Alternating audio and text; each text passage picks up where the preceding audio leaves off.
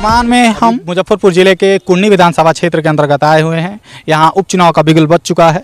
पूरी पार्टियां अपनी जीत के प्रति सुनिश्चित दिखाई दे रही हैं, अपने आश्वासनों को दे रही हैं जनता के प्रति, मगर ये आश्वासन कितने प्रतिबद्ध हैं ये यहाँ की जनता से जानेंगे। निवर्तमान विधायक जो रहे हैं जनता के दिए आश्वासनों के प्रति कितने प्रतिबद्ध रहे हैं, यहाँ के जनता से उसकी रुझान जानेंगे और यहाँ का वर्तमान समय में किसका जनाधार है इस पर भी हम प्रतिक्रिया देंगे।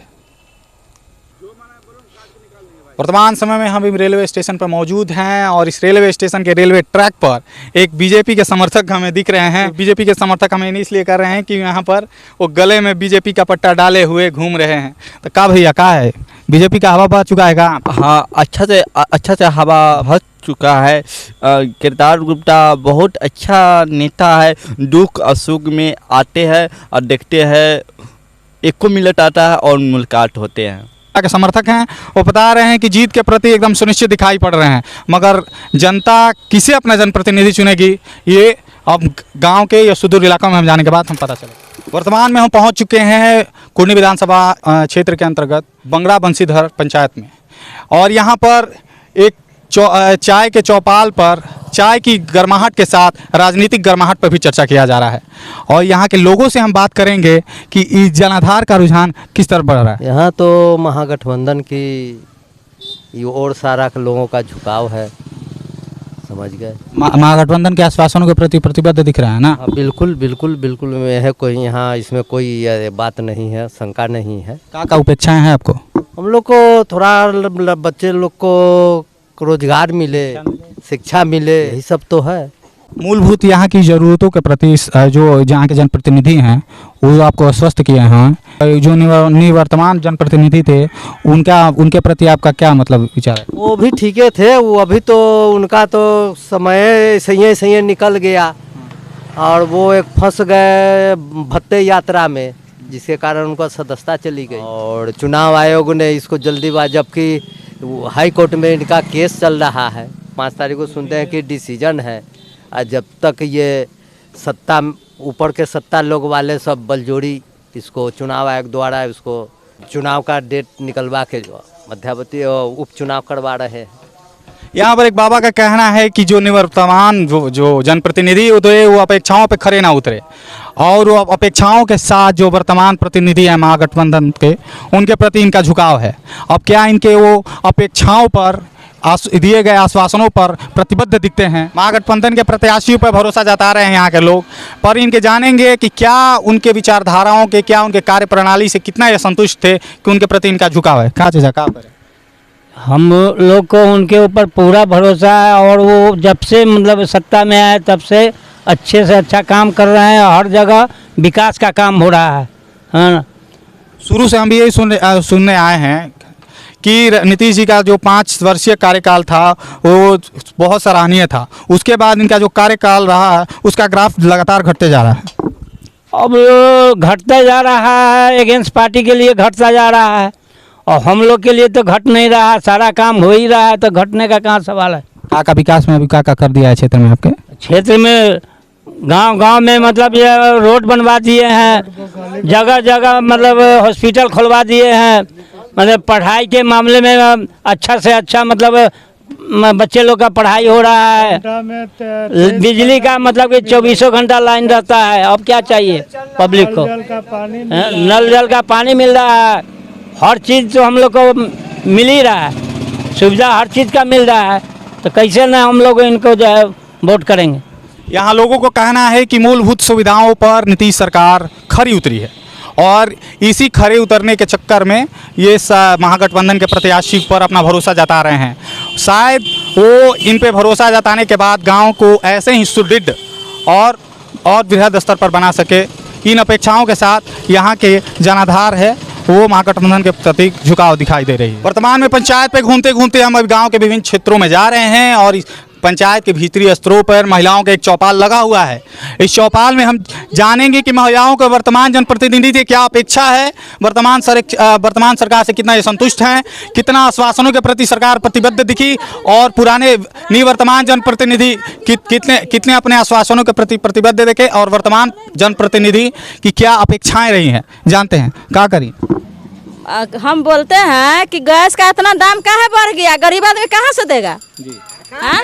कहाँ से कमाएगा? 10 रुपया लाएगा, 1200 रुपया का गैस कहाँ से? बिजली का भी उतने महंगाई है, राशन में भी अच्छा से नहीं मिलता है, राशन में भी कमी करता है। राशन भी समय से नहीं मिलता? नहीं, समय से नहीं मिलता है और नहीं उसमें भी कटौती करता है। मटिया तेल 1 किलो देता है तो 100 रुपया लेता है, 100 डीलर। गैस भी महंगा है, बिजली बिल भी महंगा है। यहाँ महंगाई बढ़ा दिया तो आदमी कहाँ से रोकाएगा? वर्तमान में इनको का कहना है कि राशन में के लेन देन में भी अनियमितताएं हैं, मिट्टी तेल पर भी अवैध वसूली की जा रही है, रसोई गैस में भी जो लगातार बढ़ोतरी हो रही है उससे भी जनता असंतुष्ट दिख रही है।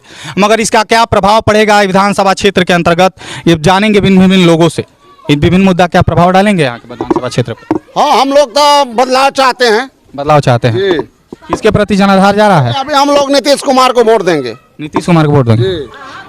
आइए, मतलब कि ओवैसी जी का जो MY समीकरण है उसको आगे लेना चाहते हैं क्या? नहीं, ओवैसी जी को वोट नहीं देंगे हम लोग। तो क्या आप MY समीकरण को आगे लेना चाहते हैं? हाँ, गठबंधन में हम लोग वोट देंगे। गठबंधन कहते हैं। ओवैसी जी से अब कोई अपेक्षा नहीं रही? नहीं, कोई अपेक्षा नहीं है। वो जीत भी नहीं रहे हैं यहाँ से। मतलब जनाधार यहाँ पर महागठबंधन का? महागठबंधन, हम लोग महागठबंधन को वोट देंगे।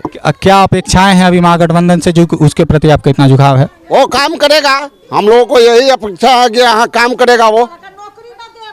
यहाँ महंगाई का मुद्दा है, महंगाई बहुत ज़्यादा हो गया हुआ है।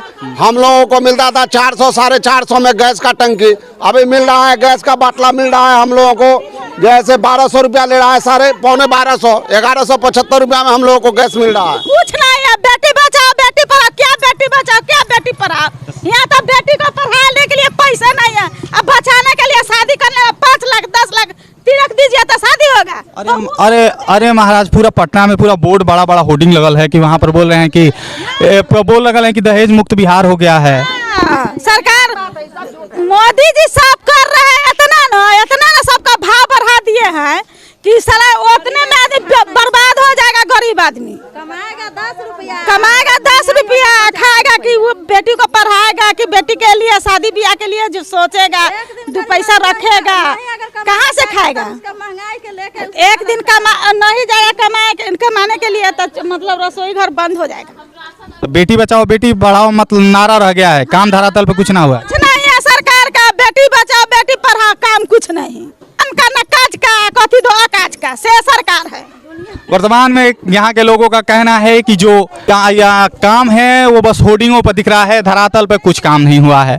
जो सरकार से अपेक्षाएं हैं वो सरकार उस अपेक्षाओं के प्रति प्रतिबद्ध नहीं देखी है। यहाँ की जनता है नाराज चल रही है, उन्होंने अपना जनप्रतिनिधि का जो चयन किया है उनके आश्वासनों के प्रति वो प्रतिबद्ध दिख रहे हैं, मगर ये प्रतिबद्धता उनके चयन के बाद कितने वो अपने जनता के दिए आश्वासनों पर प्रतिबद्ध रहेंगे वो पता नहीं चलेगा। लालू जी बोला थे ना कि जब तक रहेगा समोसा में आलू तब तक रहेंगे लालू, तो अब वही लालू रहेंगे, दूसरा कुछ नहीं रहेगा। मतलब चुन लिए हैं कि ना अब लालू यादव? लालू यादव रहेगा, दूसरा कुछ नहीं रहेगा। अभी तो नीतीश कुमार है मुख्यमंत्री ना, तो नीतीश कुमार है ना, तो लालू के जल्दी गठबंधन में ना है, महागठबंधन में तक हम लोग तो लालू को जान रहे हैं, नीतीश कुमार को नहीं ना नहीं तक नीतीश कुमार मतलब तो बढ़िया CM ना का उनको प्रेमी हो गया है, तब हम लोग से प्यार करे मोहब्बत करे जनता से। ये तो प्रेमवा कहाँ टूट जाता है, बार बार को एक बार फिर टूट के चल गया था, फिर कुमार अगर तोड़ेंगे ना तब जनता सफाई उनका ही बिहार से खत्म कर देंगे। 2 बार तोड़ दिए हैं, 2 बार तोड़े हैं ना, अब अगर टूटेगा नीतीश कुमार का तो जनता साफ खत्म कर देगा। कहना है कि अगर नीतीश कुमार अगर फिर महागठबंधन से अलायंस तोड़ते हैं तो ये गठबंधन तोड़ना विश्वास तोड़ने के बाद होगा। इसके बाद जो जनाधार होगा वो महागठबंधन के पक्ष में शायद ना जाए। लोगों का अपना रुझान है, लोगों ने अपने अपने जनप्रतिनिधि का चयन कर लिया है। लोग अपने जनप्रतिनिधि के दिए आश्वासनों पे अपेक्षा जता रहे हैं कि शायद ये जीतने के बाद उनके दिए आश्वासनों के प्रति प्रतिबद्ध दिखेंगे। महंगाई जो है मेन मुद्दा है और इस बार हम लोग थोड़ा बदलाव चाहते हैं और उन्होंने भी यानी दूसरे और सरकार जो इससे पहले थी उन्होंने भी केवल वादा ही मतलब किया। किसने? यानी इससे पहले जो सरकार थी नीतीश कुमार बीजेपी दोनों गठबंधन थी ना, तो उन्होंने केवल वादा ही, तो इनको भी देख लेते। इन्होंने भी कहा कि भाई हम इतना का नौकरी देंगे, इतना धंधा देंगे, रोजगार देंगे। इस बार हम लोग इनको ही सपोर्ट कर रहे हैं गठबंधन। तो क्या आप एम वाई समीकरण को आगे लेना चाहते हैं, क्या ओवैसी के साथ जाना चाहेंगे? नहीं, ओवैसी एक्चुअली में वो यहाँ जीत नहीं रहे हैं, तो यानी वोट दे करके कोई मतलब नहीं है। मतलब वोट का खराब मतलब नहीं यहाँ, क्योंकि यहाँ दो ही मतलब बीजेपी और गठबंधन का ही मतलब लड़ाई है। बीजेपी और महागठबंधन। हाँ जी, और दूसरा किसी का नहीं है यहाँ पे हमारे कुरेनी में, तो अन्य किसी को दे करके कोई मतलब नहीं है। तो भरोसा जताया है महागठबंधन पर। हाँ जी, हाँ जी। यहाँ की जनता पूर्ण रूप से महागठबंधन पर अपना भरोसा जता चुकी है। उनका कहना है कि जो एम वाई समीकरण है उसको ही महागठबंधन के साथ आगे ले जाना चाहेंगे। ओवैसी जी की यहाँ पर जीत जो है वो जनाधार के साथ दिखाई नहीं पड़ रही है। इसके साथ ये महागठबंधन के दिए आश्वासनों के प्रति प्रतिबद्ध, उनके दिए गए उपेक्षाओं के प्रति खड़े उतरना चाहेंगे। देखते रहिए हमारे साथ, देवी नेशन पर बने रहिए।